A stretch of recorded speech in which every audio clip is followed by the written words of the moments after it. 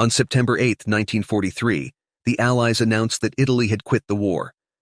When the following day major units of the Italian fleet, including 3 modern battleships from La Spezia, put to sea, the Luftwaffe dispatched 6 medium bombers, each carrying 1 radio-guided armor-piercing bomb, the Fritz X, to try to stop their falling into Allied hands. Attacking the group north of Sardinia, they damaged battleship Italia, then made 2 hits on battleship Roma, Admiral Carlo Bergamini's flagship. The first bomb penetrated 7 decks, exited the hull, and exploded beneath the keel, wrecking 2 propeller shafts. The second bomb detonated a magazine, blowing number 2 turret, with its 3 15-inch guns, into the air and over the side. Some 1,500, including the admiral and his staff, and Roma's captain, perished when she capsized, broke in 2, and quickly sank. In this episode of Battle Stars, we grab our helmets and kapocks, bracing for impact, as history's first operational precision-guided munition delivers one keel-splitting blow after another, this time to the light cruiser Savannah.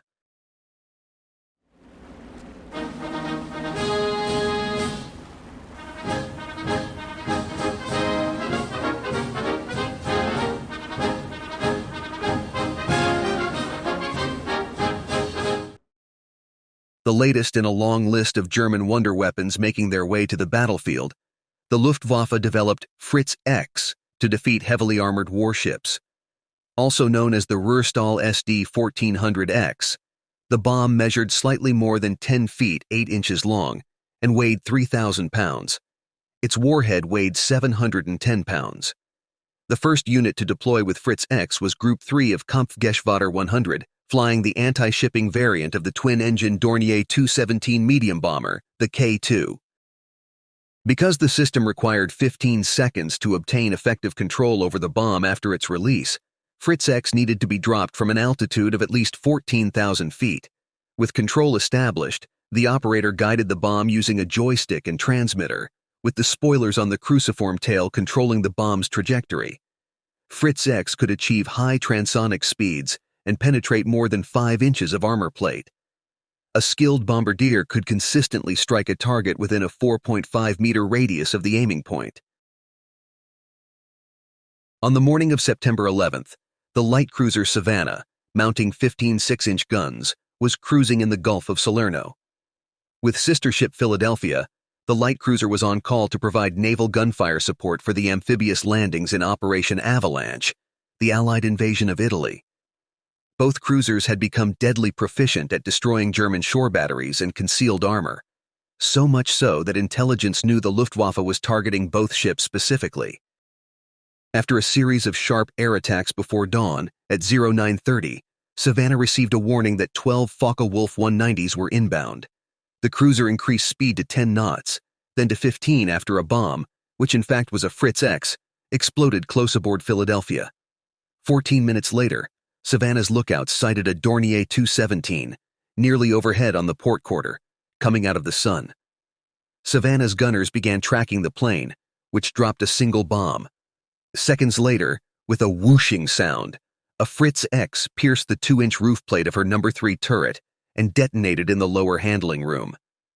Savannah shuddered violently, knocking anti-aircraft gunners and bridge crew off their feet, as the explosion obliterated bulkheads, killed scores of men instantly, opened a seam in the port-side shell, and blasted a large hole in the ship's bottom.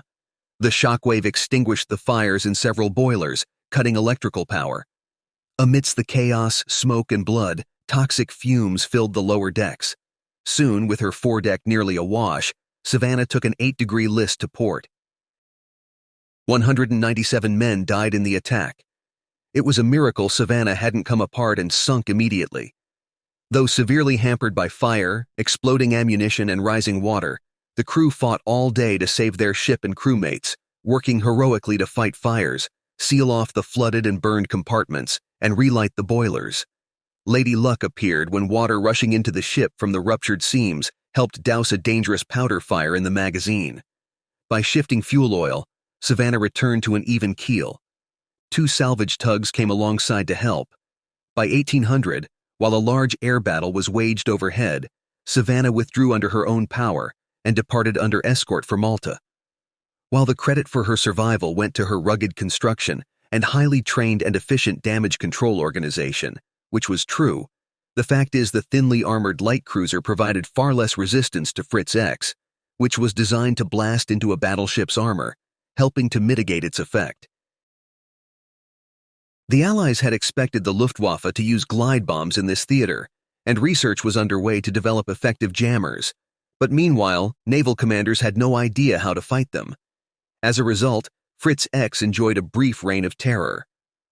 On September 13th, 2 days after Savannah was hit, a Fritz X struck the British light cruiser Uganda.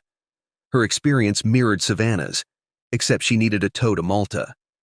3 days later, the Luftwaffe struck the British battleship Warspite, causing severe damage, when one Fritz X scored a direct hit, while another made a near miss. The same 2 salvage tugs that had assisted Savannah towed the Old Warrior to Malta, where Fritz X's Italian, American, and British victims were accumulating in alarming numbers. All these ships required many months of temporary and permanent repairs, far from the combat zone. Allied air support in the early stages of Operation Avalanche had great difficulty coping with the Luftwaffe's relentless air attacks generally, but establishing and enforcing air superiority with fighter aircraft proved the best defense against Fritz X. Because bombers had to fly slow and level while controlling Fritz X's descent, and the bombardier had to keep both the target and the bomb in sight for the entire flight, they proved highly vulnerable. Also, while jamming didn't work initially, materials captured from a crashed Dornier 217 at Anzio contributed to the development of an effective shipboard jamming system. By the time the Luftwaffe had countered with a jam-proof version of Fritz X, air superiority and the advance by Allied forces on the ground, having pushed well beyond the range of naval gunfire support, negated the effort. After September 1943, the Luftwaffe flew only a handful of missions using the Fritz X, and none of these involved attacking ships known to possess electronic countermeasures. In total, the Fritz X sank 1 ship and damaged 6 others. As for Savannah, after 11 weeks in dry dock, she departed Malta on December 7, 1943.